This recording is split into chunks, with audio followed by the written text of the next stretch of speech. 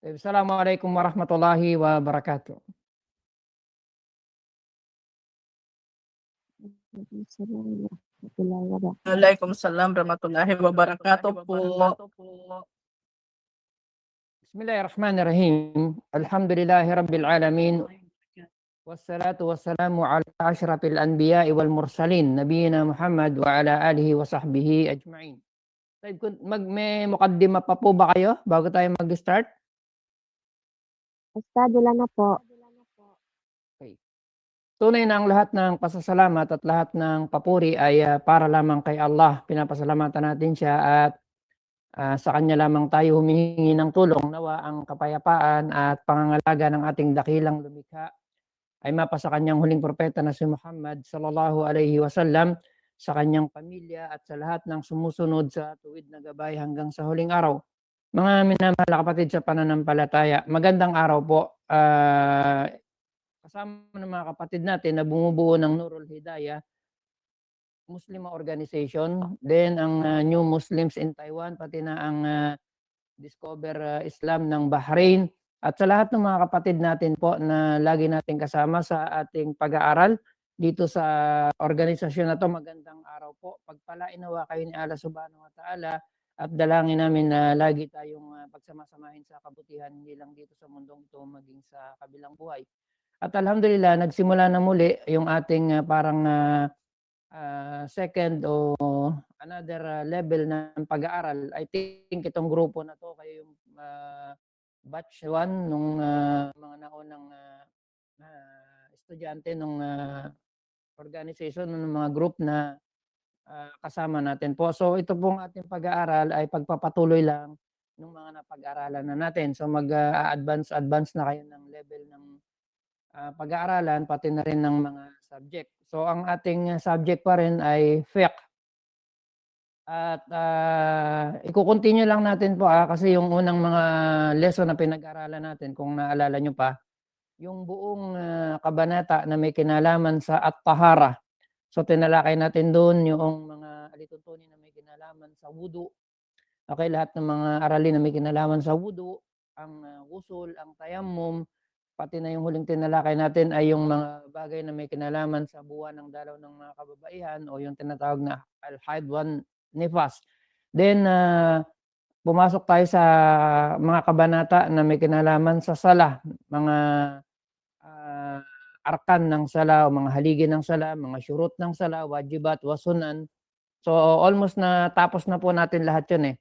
So yung huling mga aralin na ating tinalakay, kung di po ako nagkakamali, ay pinag-aaralan natin yung mga iba't ibang uri ng sala na tinatawag na sunan o sunnah.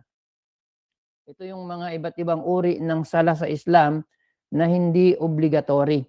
Okay, at sinabi natin na yung mga sunanus salawat o yung mga sunna na sala ay napakaraming uri.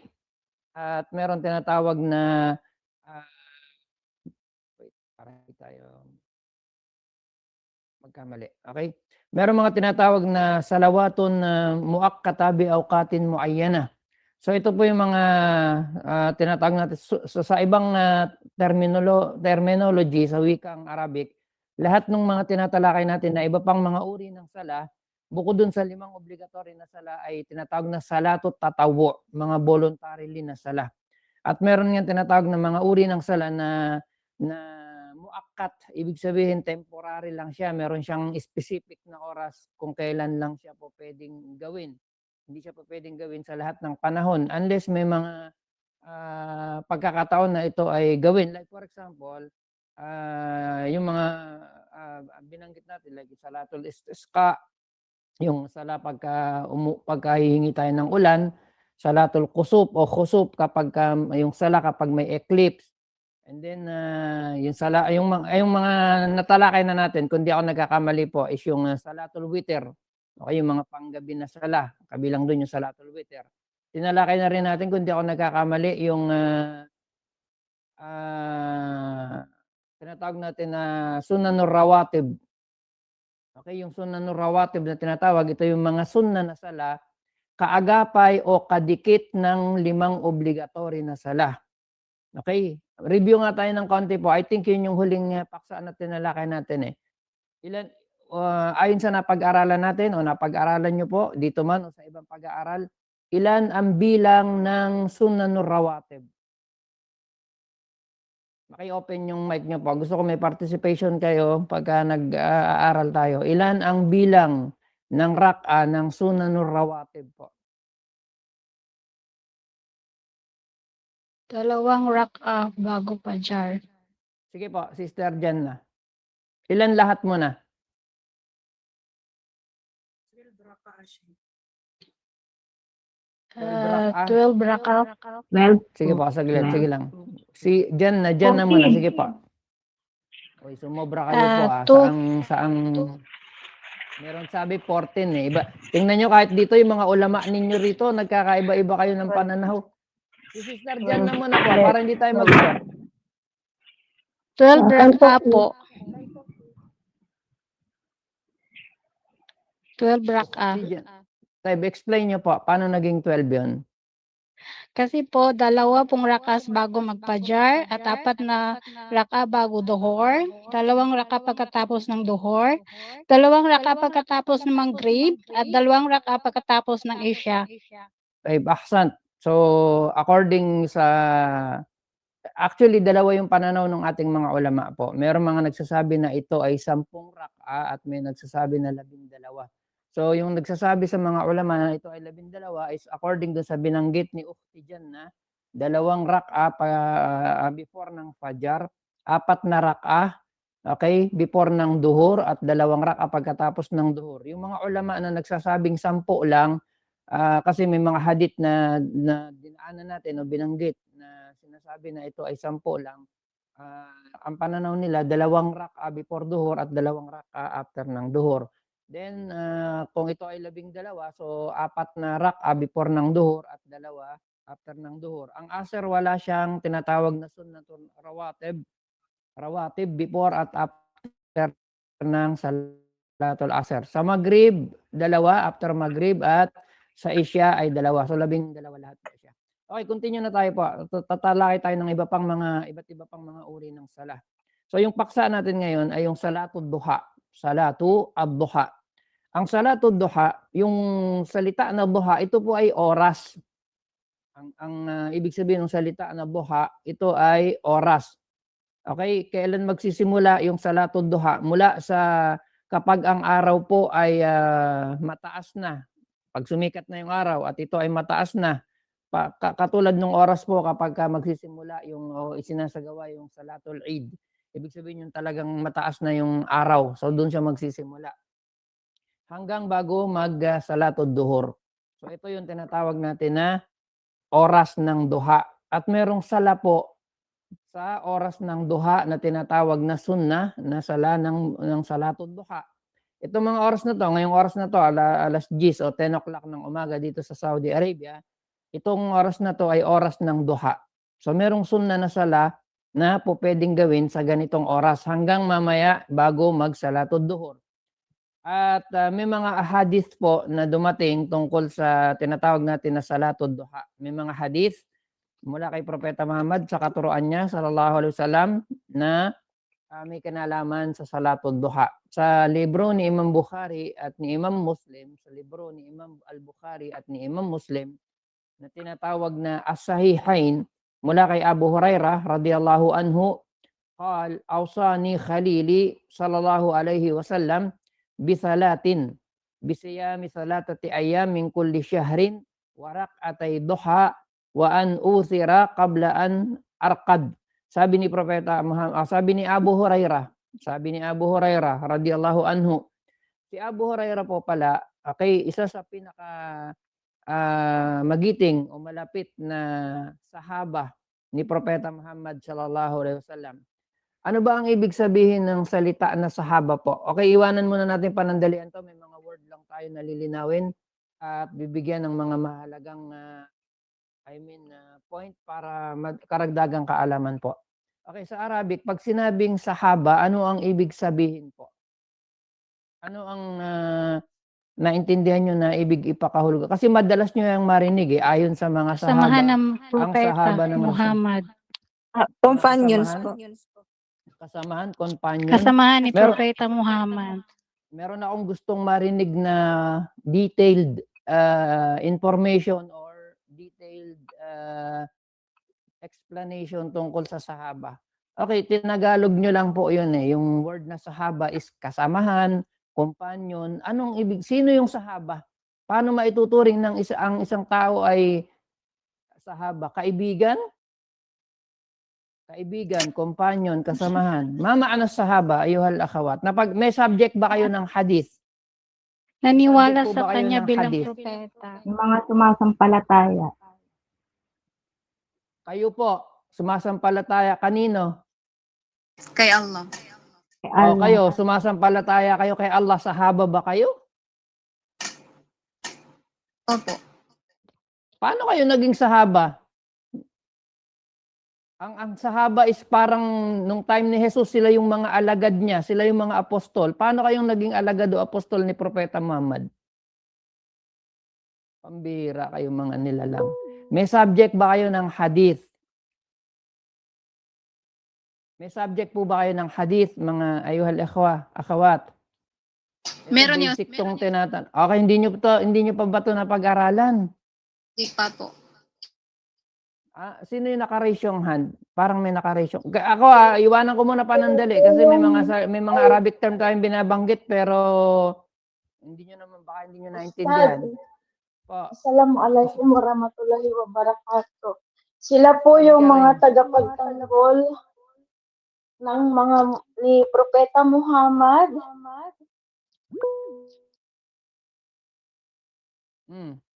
Ako, tagapagtanggol ako ni Propeta Muhammad. Matatawag ba akong sahaba? Pambira. Jamila. Nakataas yung kamay mo. Alaikum salam. Ang mga sahaba ay ang mga tagasunod ng propeta Muhammad sa Islam. Ako nga, ikaw, tayo po, tagasunod tayo ni Propeta Muhammad sallallahu alaihi wasallam. Consider ba kayo na sahaba? Inabutan nyo ba si Propeta Muhammad? Nakita nyo ba siya? Nakasama nyo po para matawag kayong sahaba? Naintindihan nyo po ba yung tanong ko? Okay, sabi ng ating mga ulama, wait, saglit lang Sister Sultana. Sabi ng ating mga ulama, fahmus su'al nisful jawab. Ang pag-unawa sa tanong ay kalahati ng sagot. Pag hindi nyo naintindihan yung tanong, hindi nyo masasagot po. Ulitin ko yung tanong. Lagi nating binabanggit, naririnig nyo po. Okay, ngayon binanggit natin mula kay Abu Hurairah radhiyallahu anhu. Katulad ba kayo ni Abu Hurairah, ni Abu Bakar, ni Omar ibn Khattab, ni Uthman? Naniniwala kay Propeta Muhammad at matatawag kayong sahaba. Anong ibig sabihin ng sahaba? Sa Tagalog, sabi nyo, companion. Naging companion ba kayo ni Propeta Muhammad? Sabi nyo, kasamahan. Naging kasamahan ba kayo ni Propeta Muhammad? Masyado namang haba ng buhay nyo. Mula nung time ni Propeta Muhammad sallallahu alaihi wasallam hanggang ngayon, buhay pa rin kayo po. Assalamualaikum warahmatullahi wabarakatuh. Asa na si Ukhti Sultana? Wait, si Sultana muna po. Ayan. Waalaikumsalam warahmatullahi wabarakatuh. Base sa napag-aralan natin sa level 1, ang sahaba, ang ibig sabihin is palagi namin naririnig na ito ay ang mga sahabi na isang kasamahan ng Propeta Muhammad sallallahu alaihi wasallam na nakakakita, nakipagkita sa kanya, naniniwala sa kanya at namatay bilang Muslim. Ahsant. Sa kalawakairan. Bigyan nyo, meron ba kayong libreng jacket dito? Bigyan nyo nga po ng jacket si Ukhti Sultana. May pa-jacket ba rito po? Yung pa-jacket dito galing sa Itbulaga, hindi galing dun sa kabila. Yun ang sahaba po. Unawain nyo mabuti yun, Unawain nyo mabuti po. Pag sinabing sahaba, katulad na binanggit ni Ukhti Sultana, mashallah, jazakallahu khairan. Ang galing. Ang sahaba, sila yung mga tao na sumasampalataya kay Allah. Muslim, ibig sabihin. Na nakasama o nakakita kay Propeta Muhammad sallallahu alaihi wasallam kahit sandaling panahon lang po at namatay na Muslim. Kondisyon po yung mga yon. nakakita, nakasama ni Propeta Muhammad sallallahu alaihi wasallam kahit maikling panahon lang, mananampalataya at namatay na Muslim.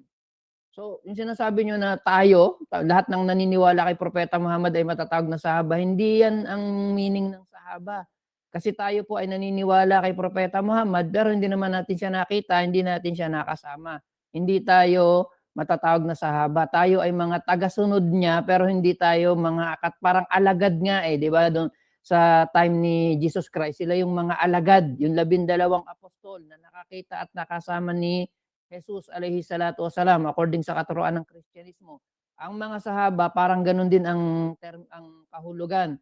Sila yung mga mananampalataya na nakasama ni Propeta Muhammad sallallahu alaihi wasallam, nakakita sa kanya at mananampalataya at namatay na Muslim. Malinaw po 'yon ayuhal ikhwa, ayuhal akhawat. Okay, eto pa, idadagdag ko po, naalala ko lang. May mga ulama tayo na nagsasabing ang pinakahuling mamamatay, akida to sa akida, ang pinakahuling mamamatay na sahaba ay si Jesus alayhi salatu wasalam. Narinig nyo na ba yung katuroan na yan?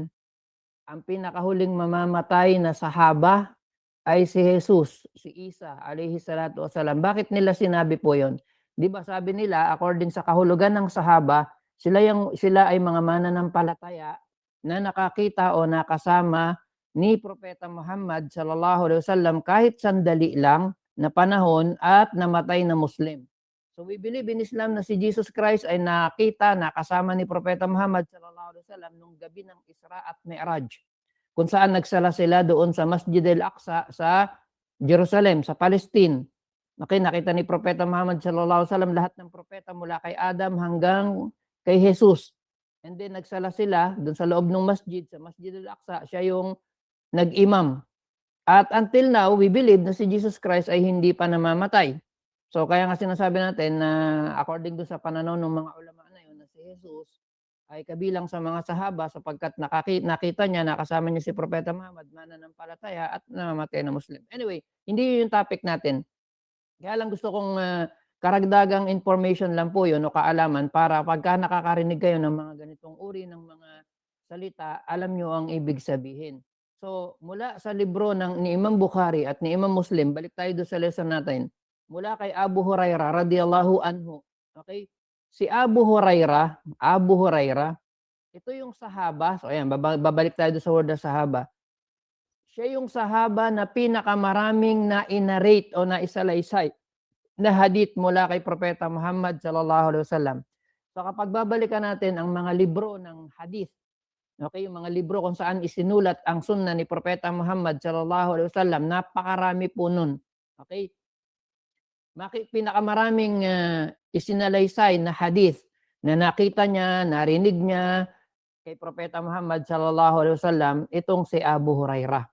Madalas niyo maririnig tong Abu Hurairah. Taib, anong meaning nitong Abu Hurairah po? Ibig sabihin ng Abu ay tatay. Tama po ba? Sa Tagalog, Abu is tatay. Hurairah ay kuting. Alam niyo yung kuting, maliit na pusa. Okay, hindi Abu Hurairah ang pangalan nitong sahaba na to po. Tatanungin ko ulit kayo. Ano ang tama o yung ano talaga ang pangalan ni Abu Hurairah? Tinatawag to sa Arabic na kunya. Ang kunya ay parang alias. Okay, dahil minsan nakita ni Propeta Muhammad sallallahu alaihi wasallam itong si Abu Hurairah na may alagang pusa, dala-dala niya yung pusa, maliit, kuting. Okay? Yung pusa na yun, nilalaro niya, maluwang yung ano bang tawag dito po? Manggas? Ano bang tawag dito? Ito. Manggas to, 'di ba? Sa Tagalog, sleeve. Nakita niya na yung pusa, naglalaro, pumapasok dun sa loob ng sleeve ng thobe ni Abu Hurairah. Okay, mahal na mahal niya yung pusa na yun. At yung pusa, mahal na mahal din siya. Kaya tinawag siya ni Propeta Muhammad, binansagan siya na Abu Hurairah, tatay ng maliit na pusa. Yun ang ibig sabihin ng Abu Hurairah po eh. Ano ang tama o yung pangalan talaga nitong sahaba na to po? Akhawat, balik ulit tayo sa mga advance. Abdurrahman. Ahsan. Kompleto po, Abdurrahman. Abdurrahman. Sino ba yung nagsasalita po? Si Rafa. Abdurrahman bin Sakhrin. Ahsan. Rahman Ibn Sakir Turham, Tausi. yes. Ang pangalan ni Abu Huraira, yung name niya talaga is Abdurrahman bin Sakhrin. Sakhrin po. Okay? Sakhrin. So yan ang pangalan niya. Si Abu Huraira, ang pangalan niya ay Abdurrahman bin Sakhrin. Anyway, siya yung nag-narrate ng hadith na tinatalakay natin na may kinalaman sa Salatul Duha. Sabi ni Abu Huraira radhiyallahu anhu, Awsani Khalili sallallahu alaihi wasallam bithalatin. Sabi niya, pinagbilinan ako ng aking pinakamamahal o pinakamalapit na kaibigan. Okay? Na si Muhammad sallallahu alaihi wasallam ng 3 bagay. Yung word kasi na Khalil, ay mataas na antas ng pagmamahal. Sabi ni Allah subhanahu wa ta'ala, sa Islam, dalawa lang ang tinangkilik ni Allah na Khalil. Sila yung nagtamo ng pinakamatataas na pagmamahal ni Allah. Kaya di ba yung meron tinatawag sa Arabic na mahabba. Kaya yung habibi, sabihin niya pagmamahal Mahabba. Okay, may mas mataas pa na uri doon sa word na mahabba na tinatawag na uri ng pagmamahal, which is yung Khalil. At sa Islam, dalawa lang ang tinuring ni Allah subhanahu wa ta'ala na Khalil. Ito ay si Prophet Ibrahim at si Propeta Muhammad sallallahu alaihi wasallam. Sabi ni Allah subhanahu wa ta'ala sa Quran, "Wattakhadallahu Ibrahima khalila." At inilagay, tinangkilik ni Allah si Ibrahim, si Prophet Abraham alayhi salam na kanyang Khalil. Ang Khalil, ulitin ko po, ay pinakamataas na uri ng pagmamahal. At sabi ni Propeta Muhammad alayhi salatu wasalam, tinangkilik ako ni Allah na Khalil katulad ng pagtangkilik niya kay Ibrahim bilang Khalil. Ibig sabihin, tinangkilik ako ni Allah subhanahu wa ta'ala na pinakamamahal niya sa kanyang mga nilikha katulad ng pagtangkilik niya kay Ibrahim na pinakamamahal niya sa kanyang mga nilikha. So dito si Abu Huraira, ginamit din niya yung salita na yun. Sabi niya, naghabilin sa akin ang aking pinakamamahal. Okay? Si Propeta Muhammad sallallahu alaihi wasallam ng 3 bagay yung itinuro o hinabilin ni Propeta Muhammad sallallahu alaihi wasallam kay Abu Huraira. Sabi niya, bisiyami 3 ayamin kulli shahr. Na mag-ayuno ako, sabi niya, ng 3 araw every month. At ang tinutukoy dito po ay yung siyamu ayyamul bid. Yung siyamu ayyamul bid. Okay? Tinawag to na ayyamul bid.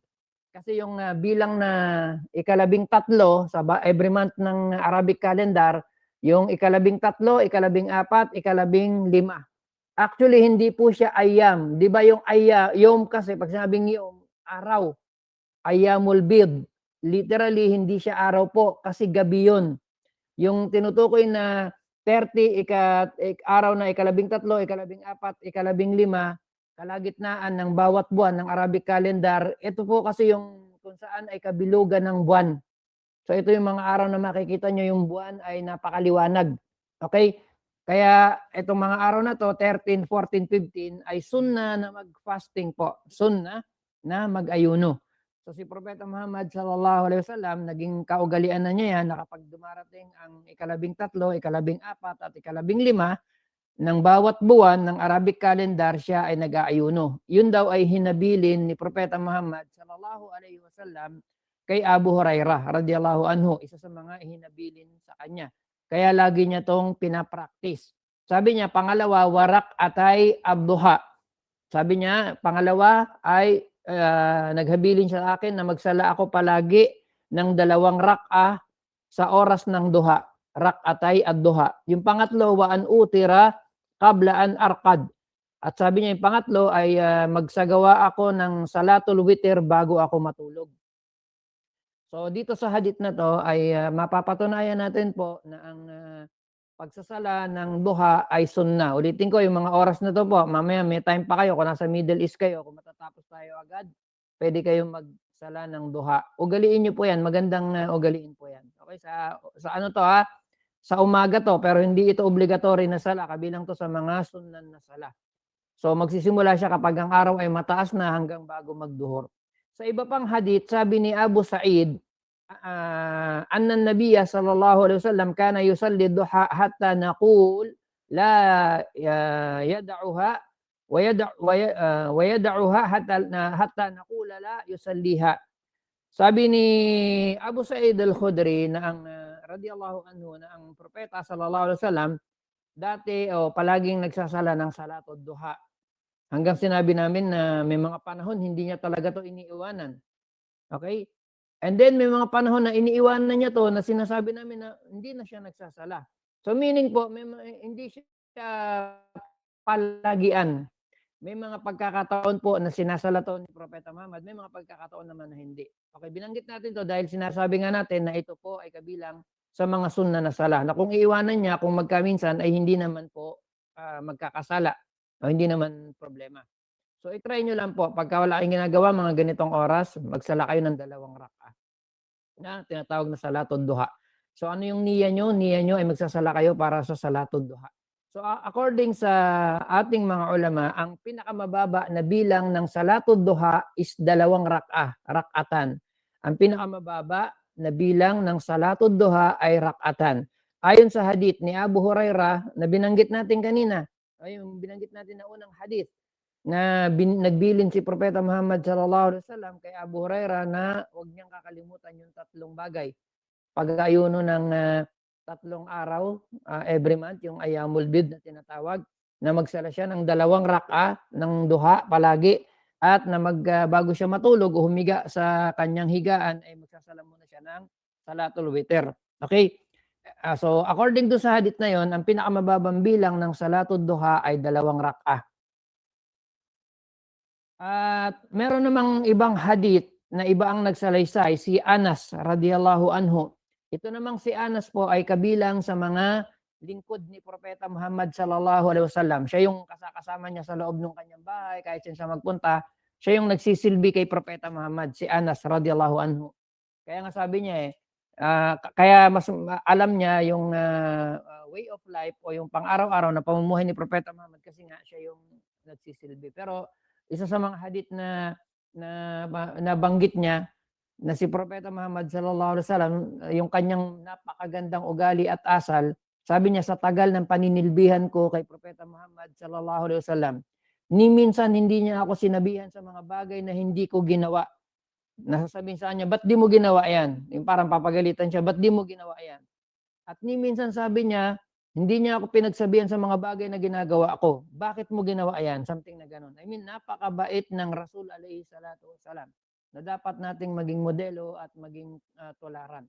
So, ganun nakikita ng mga sahaba si Propeta Muhammad sallallahu alaihi wasallam.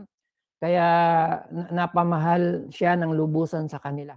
Itong si Anas, sabi niya, sa ibang hadith, man qa'ada fi musalla hina yansarifu min as-subhi hatta yusabbiha rak'atay duha la yaqulu illa khairan gufirat lahu khatayahu wa in kanat aktsaru min zabadil bahar. Tingnan niyo yung reward ng salatud duha. Tingnan niyo yung reward po. Sabi ni Propeta Muhammad sallallahu alaihi wasallam, sino man ang maupo sa kanyang lugar kung saan siya nagsala. Let's say mga lalaki sa masjid, naupo roon at hindi siya umalis hanggang sumikat yung araw. So after ng Fajr daw po, kahit yung babae, nagsasala kayo dun sa lugar kung saan kayo nagsasala. Sabi rito sa hadith, sino man ang maupo sa lugar kung saan siya nagsala, okay, at hinintay niya hanggang sumikat yung araw, tumaas na yung araw. Okay, pagkatapos sabi niya ay magsasala siya ng 2 rak'ah para sa salatud duha at wala siyang sasabihin maliban sa kabutihan. Papatawarin ang kanyang mga kasalanan kahit pa nga ito ay kasindami ng mga bula sa karagatan. Allahu Akbar. Tingnan niyo po, 2 rak'ah lang ng salatud duha, non-obligatory na sala to salatud duha. Sino man ang maupo sa kanyang upuan matapos ang salatul fajr, okay, at mananatili siya dun sa kanyang upuan, hihintayin niya hanggang sumikat yung araw.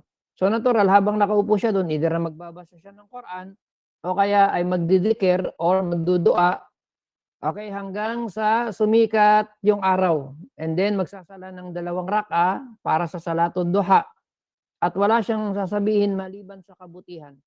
Maliban na lamang napapatawarin ang kanyang mga kasalanan kahit pa nga ito ay kasing dami ng mga bula sa karagatan. Nakita niyo po ayuhal ikhwa wal akhawat kung gaano kadakila itong ating reliyon. Ito mga binabanggit natin na mga sala, mga sunna na sala, pero yung reward niya o yung gantimpala niya ay napakalaki o napakalawak. How much more po kung talagang pinapangalagaan ng isang Muslim yung kanyang 5 obligatory na sala. Balikan natin. Ang pinakamababa na bilang ng salatud duha ay 2 rak'ah. Ang pinakamarami naman po ay 8. Pwede kayo magsala hanggang 8 rak'ah. So pwede kayo magsala ng 2 rak'ah kung gusto nyo. Pwede kayo magsala ng 4 na rak'ah kung gusto nyo. Kung gusto nyo, 8 po, pinakamarami. So yung ating dalil na ito ay hanggang 8 o pinakamarami ay 8 ayon kay Ummu Hani radhiyallahu anha anna an-nabiy sallallahu alaihi wasallam amal fathi salla 8 raka'atin subhatad duha. Na ayon kay Ummu Hani, isa sa mga babaeng sahaba, noong panahon na masakop ng mga Muslim ang Makkah at mabuksan ito sa kanila. Okay? Sabi niya si Propeta Muhammad sallallahu alaihi wasallam ay nagsala ng 8 rak'ah sa oras ng duha. Nagsala siya ng 8 rak'ah sa oras ng duha. So mula dun sa hadith na to, kinuha ng ating mga ulama na po pwedeng magsala ng salatul duha, pinakamarami ay 8 rak'ah po. At sa hadith sa libro ni Imam Muslim, mula kay Aisha radhiyallahu anha, kana yusalli ad-duha 4 raka'atin wa yazidu ma sha Allah. So si Aisha, isa sa mga asawa ni Propeta Muhammad alayhi salatu wasalam, sabi niya noon ang Rasul sallallahu alaihi wasallam ay nagsasala ng duha 4 na rak'ah. At dinadagdagan niya ito ayon sa kanyang kagustuhan o ayon sa kagustuhan ni Allah, masya Allah. So ulit, ang oras ng duha, magsisimula po kapag ang araw ay mataas na mula sa pagkakasikat niya at magtutuloy-tuloy yung oras ng duha hanggang bago magduhur o yung tinatawag na oras ng zawal. Okay, yung pag sinabing zawal, ito yung kalagitnaang tapat, katanghaliang tapat. Bawal tatalakay natin yan sa mga susunod na lesson natin. Yung mga oras na yun po, kapag ang araw ay nasa katanghaliang tapat, na wala ka makikita na anino ng anumang bagay, bawal po dyan ang pagsasala. Yan yung mga oras na almanhiyu anha as-sala. Bawal magsala niyan. Okay? Kaya nga, dapat bago dumating yan, kung ipinapractice nyo yung salatul duha, gawin nyo bago magtanghaling tapat. Okay? Sapagkat during sa katanghaliang tapat, bawal magsagawa ng mga sunna na sala.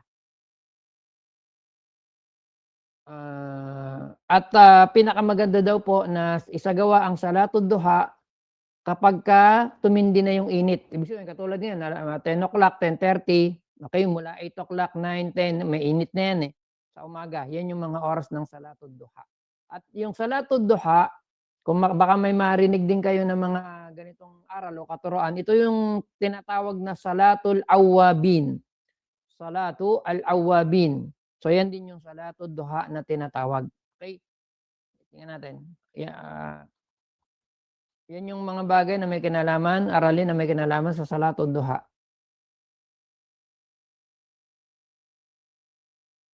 Okay, continue natin po. Gusto niyo bang i-continue natin? Kasi yung ibang mga paksa, maiikli lang po. Okay, continue natin ha. Kabilang pa rin sa mga pag-aaralan natin o dapat nating matutunan ay yung tinatawag na sujud at tilawa. Sujud at tilawa. Okay, ano yung tinatawag na sujud at tilawa? Di ba ang sujud yung pagpapatirapa, yung prostration. Okay? Ito yung pinakamagandang larawan at pinakadakila sa lahat ng mga uri ng pagsamba during sala. Di ba sa sala, maraming uri ng pagsamba yung ginagawa natin. Nabanggit natin, di ba, na kapag tayo ay nagsasala, ang sala sa kabuuan nito ay napapaloob dito ang iba't ibang uri ng pagsamba. Yung pagtayo, di ba, yung pagtayo, yung qiyam, yung pag-upo, yung pagruko, yung pagsujud, pagbabasa ng Quran, dua, tilawa. Okay, nandun yan lahat. So kabilang sa pinaka mataas na uri ng pagsamba na ginagawa ng mga Muslim na kapag tayo po ay nagpapatirapa. Pag tayo ay nagpapatirapa. Okay, during sala, meron tinatawag na sujud. Tayo ay nagpapatirapa, nagpo-prostrate tayo sa lupa. At ito po hindi bago, kahit yung mga naunang propeta, lahat sila ganyan ang pagdarasal. Makikita nyo sa Old Testament o sa New Testament, yung mga propeta po ay hindi lang tayong mga Muslim, pati yung mga naunang mga mananampalataya.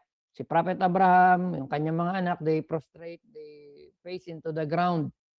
Sila Haring Solomon, anak niya si Sulaiman, si Musa, okay, lahat sila ay nagpapatirapa. Even si Jesus Christ, si Jesus, according sa Biblia po, wala kayong makikita na account sa Biblia ng pagdarasal ni Jesus maliban na siya ay nagpapatirapa.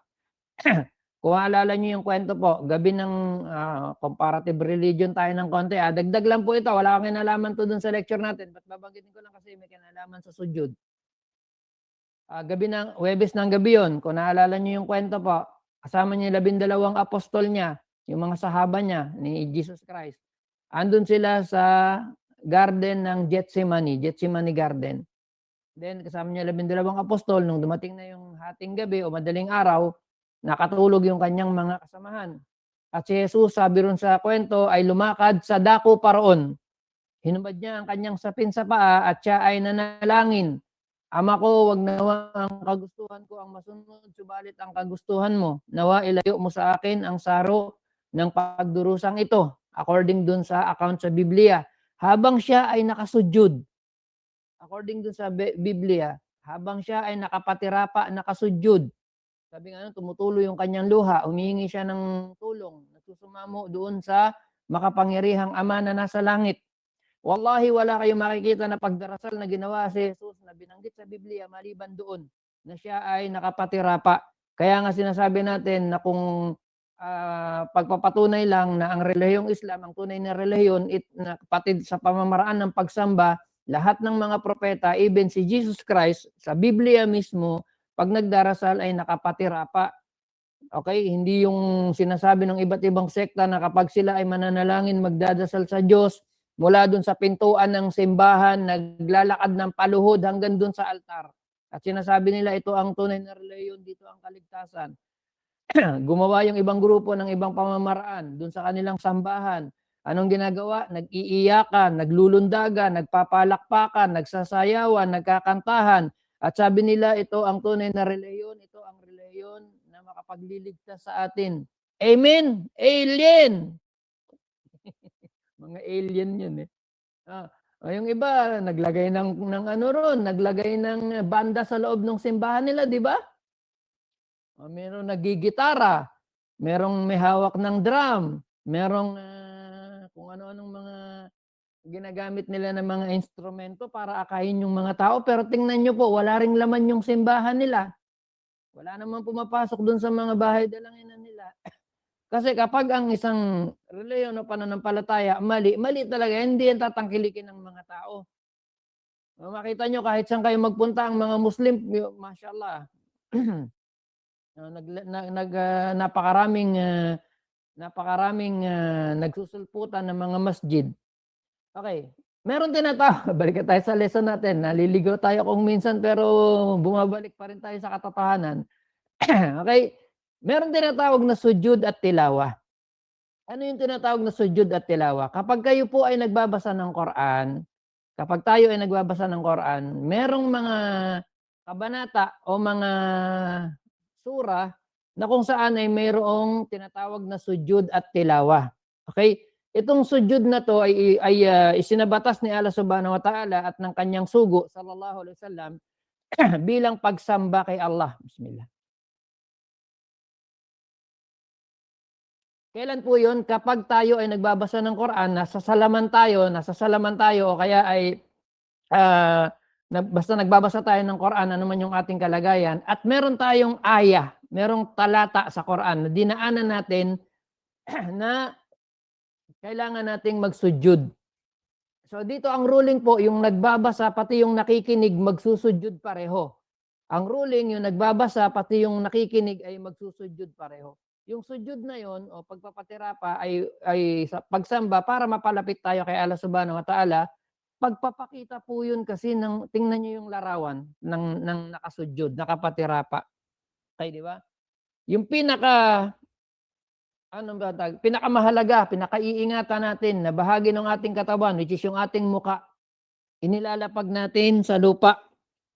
Habang binabanggit natin, Subhana Rabbiyal A'la, pagluwalhati sa iyo, Allah, ang kataas-taasan. Inilalapag natin yung ating muka na pinakaiingatan nyo talaga yan. Ayaw yung tinatagyawat, ayaw yung marumi, ayaw yung may bakas-bakas dyan. Lagi yung nililinis kung ano-ano pang binibili yung mga tawag dito, mga pampaganda dyan o pampakinis. Kasi nga, yan yung hinaharap natin sa tao. Pero subhanallah, during sala and pagsamba natin kay Allah Subhanahu wa Ta'ala, kahit gaano pa yung kaganda kalinis, ibinababa natin po. Inilalapag natin sa ibabaw ng lupa habang sinasabi natin, kaluwalhatian kay Allah ang aking Panginoon, ang kataas-taasan. Meron pa bang mas mapagkumbabang larawan ng pagsamba kay Allah bukod dun sa larawan na yon? Then ang mga kuffar, ang mga non-Muslim, pinagtatawanan tayo sa pagka nandun tayo sa ganong posisyon. Nagtututuwad ka na naman, ganyan yung mga term na ginagamit. O pag nagsasala kayo mga Muslim, nagtututuwad kayo. Wallahi si Jesus Christ pag nagdarasal, nagtututuwad din. Si Abraham, si Moises at yung mga naunang propeta. Dahil yun ang pinakamagandang larawan ng isang alipin sa harapan ng kanyang Panginoon. So ito ay isang uri ng pagsamba po. Okay? At sunnah, ulitin natin ang pagsudyod, na tinatagsujud tilawa sa nagbabasa at nakikinig. Mula kay Ibn Umar radiyallahu anhuma, kana an-nabiy sallallahu alaihi wasallam yaqra'u alaina as-surata fiha as-sajdah fayasjudu wa nasjudu ma'ahu hatta ma yajidu ahaduna mawdi'an li jabhatihi. Sabi ni Ibn Umar radiyallahu anhuma, noon si Propeta Muhammad, noon ang Propeta sallallahu alaihi wasallam, binabasahan niya kami ng Quran. Nagbabasa siya sa amin ng Quran. At meron siyang pagka nadadaanan niya, sabi niya, yung mga sura, kabanata, na mayroong sajada o sujud, nagsusudyod siya. At magsusudyod din kaming lahat kasama niya. Hanggang may mga kasamahan kami na walang matagpuan, sabi niya, kung saan niya ilalagay yung kanyang noo. Kasi siyempre, pag si Propeta Muhammad SAW yung nagtuturo, andun lahat yung mga sahaba, nagsisiksikan sila, gusto nilang makapakinig, gusto nilang matuto. So hanggang sabi niya, walang matagpuan yung iba sa amin kung saan niya ilalapag o ilalagay yung kanyang noo kapag ka magsusudyod. Okay? Ang sabi ni Ibnul Qayyim, rahimahullah, yung mga lugar na kung saan sa Quran, yung mga lugar kung saan ay merong sudyod na tinatawag, ito ay mga balita sa atin ni Allah Subhanahu wa Ta'ala o kaya ay mga kautusan niya. Ito ay mga awamir wa akhbar. So ano ibig sabihin ng akhbar? Ito ay mga balita na ibinabalita sa atin ni Allah Subhanahu wa Ta'ala na nagsudyod sa kanya yung kanyang mga nilikha. Ito man ay pangkalahatan o espesyal na pagsudyod. So minsan may mga madadaanan kayo mga talata sa Quran, sinasabi ni Allah Subhanahu wa Ta'ala doon, kay Allah ang kalangitan at kalupaan at lahat ng mga nilikha sa sanlibutan at lahat sila ay nagpapatira pa sa kanya. So may madadaanan kayo, merong aya, may guhit sa ilalim, medyo mahabang guhit. Then after that, sa dulo, may sign na parang, ano bang sign na yun? So, hindi ko kasi nakita. Basta makikita nyo yun, yung sign ng sujud. So binibigyan na kayo ng paalala na yung aya na yon ay kailangan nyo magsujud kasi binabalita ni Allah Subhanahu wa Ta'ala dun sa aya na yon o sa talata na yon na ang lahat ng mga nilikha ni Allah Subhanahu wa Ta'ala o may mga nilikha siya na nagpapatira pa sa kanya. So kaya tayo po bilang pagtulad dun sa mga nilikha na yon, ang kalangitan man yan, ang kalupaan, ang mga anghel, ang mga puno, ang mga karagatan, lahat ng nilikha niya ay nagpapatira pa sa kanya. So kaya ginagaya natin. Kaya meron kayo makikita doon na sujud. So kapag binabasa niyo yung aya na yun at napadaan kayo, yung nagbabasa po at kung halimbawa grupo kayo ng mga tao na nandoon at may nakikinig, okay, yung nagbabasa pati yung nakikinig ay magsusujud sila lahat. O kaya ay may mga aya kayo na madadaanan na kung saan inuutusan ni Allah subhanahu wa ta'ala yung kanyang mga aliping mananampalataya na magpatirapa sa kanya. Kaya magpapatirapa tayo doon. May hadith mula kay Abu Hurairah radhiyallahu anhu. Sabi niya, "Idza qara ibnu Adam as-sajada fasajad i'tazala asy-syaitanu yabki. Yaqul, ya wailah, umira ibnu Adam bisujud fasajad falahul jannah. Wa umirtu bisujud fa abaitu fali an-nar." Fali an-nar. Sabi ni Abu Hurairah radhiyallahu anhu na ayon kay Propeta Muhammad sallallahu alaihi wasallam, kapag binabasa ng anak ni Adam ang sajada o mga talata na mayroong sujud at siya ay nagsujud, nagpatirapa, sabi niya lumalayo ang syaitan, lumalayo yung demonyo habang umiiyak. Kapag ka daw ang isang mananampalatayang Muslim ay nagsujud. Okay? Itong si Satanas, tumatalilis, lumalayo habang umiiyak at kanyang sinasabi, kapahamakan sa akin, kapahamakan sa akin. Pinutusan ang anak ni Adam na magsujud at sila ay nagsujud. Para sa kanya ang paraiso. Allahu Akbar. Nakita niyo, sujud na pagsamba, ang reward Jannah. Sabi niya, wa umirtu, sabi ni Iblis, ni Satanas, inutusan din ako na magsujud. Pero hindi ko ginawa, kaya mapapasa akin ng impyerno. Di ba nang likhain ni Allah subhanahu wa ta'ala si Adam alayhi salatu wasalam, inutusan ni Allah subhanahu wa ta'ala ang lahat ng mga anghel na magpatirapa. Fasajadal malaikatu kulluhum ajma'un illa iblis abah wastakbara wa kana minal kafirin. Sabi niya, nang utusan ni Allah subhanahu wa ta'ala ang lahat ng mga anghel na magpatirapa, matapos na likhain niya si Adam, nagpatirapa lahat ng mga anghel sa harapan ni Adam. Hindi para sambahin si Adam, kundi bilang paggalang, pagrespeto dun sa nilikha ni Allah subhanahu wa ta'ala sa pamamagitan ng kanyang dalawang kamay. Yun ay ang tao, si Adam. Maliban sabi niya kay Iblis, nandun si Iblis, si Satanas nung mga panahon na yon. Nagmayabang siya, tumanggi siya, nagmalaki, nagmataas. Okay, kaya sabi niya, "Fa'abaitu faliyan nar." Okay, mapapasa akin ang impyerno, sabi ni Satanas. Okay? Saan natin makikita po? Babanggitin lang natin, daanan natin yung mga sura na kung saan ay may sujud. So para pag nadaan kayo rito sa mga sura na to, alam niyo po kung saan. Kasi minsan po, kung kayo ay ma'mum, o yung nagsasalakay sa likod ng imam, o kaya kayong mga kababaihan, di ba, kahit nagsasalakay sa masjid, pero malayo kasi kayo nasa likuran kayo So kung di nyo alam yung mga aya na may nagkakamali kasi during salah. Let's say for example, merong sura o aya na binabasa yung imam, kahit dyan, halimbawa, nasa Makkah kayo, nasa Madina, o nag-attend kayo ng mga malalaking masjid na ina-allowed magpunta ang mga babae, so nasa likod kayo, hindi nyo nakikita yung imam. So minsan may binabasa sila ng mga sura na dadaanan yung mga aya na sujud, magsusujud, then akala ng mga hindi nakakaalam dun sa, nakakaunawa dun sa aya o hindi nakakaalam sa sura o aya na binabasa, so ang gagawin, pag nagtakbir yung imam, Allahu Akbar, so magruruko sila, akala nila ruko na, nagruruko na yung imam. Pero hindi po yun, meron siyang dinaanan na aya na merong sujud, magsusujud yun. Kaya pagka tayo niya ulit, kukumpletuhin niya ulit, tutuloy niya yung pagbabasa, magugulat yung mga iba na hindi, anong tawag dito? Attentive, or hindi nila alam yung aya, hindi nila alam kung ano yung nangyayari. Nakaruko sila. Di ba? And then tatayo sila, akala nila yung part na yun na yung nagaganap sa sala. But hindi po, may mga ganitong pagkakataon. Saan yung matatagpuan sa Quran po? Ito yung mga sura na merong sujud at tilawa.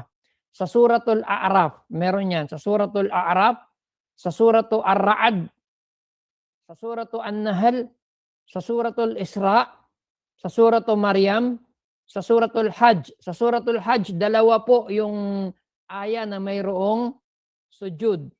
Suratul Furqan, sa Suratul An-Naml, okay, sa Suratul As-Sajdah, sa Suratul An-Najm, sa suratul Insyiqaq, saka sa suratul Alaq. Iqra bismi rabbikal ladzi khalaq. Yan yung mga sura na meron pong sujud. And then, anong gagawin po? So kapag ka nadaanan natin yung aya na may sujud during sala o kaya nagbabasa tayo ng Quran, magtatakbir tayo. Allahu Akbar. And then, magsusujud tayo po. Let's say, nag-aaral kayo ng Quran. Yung face-to-face, ha? And then, merong aya na dinaanan na kailangan magsujud, magtatakbir lang po. Allahu Akbar, then magsusujud. Anong sinasabi po during sujud, sa sujud tilawa? Ganun din, Subhana Rabbiyal A'la. Subhana Rabbiyal A'la. Subhana Rabbiyal A'la. Ganun din po yan. Okay?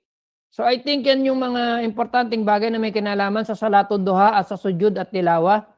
Then tatalakay natin sa mga susunod na lesson natin yung iba pang mga uri ng sunna na sala. Tatalakay natin sa iba pang mga aralin natin yung mga sunna na sala.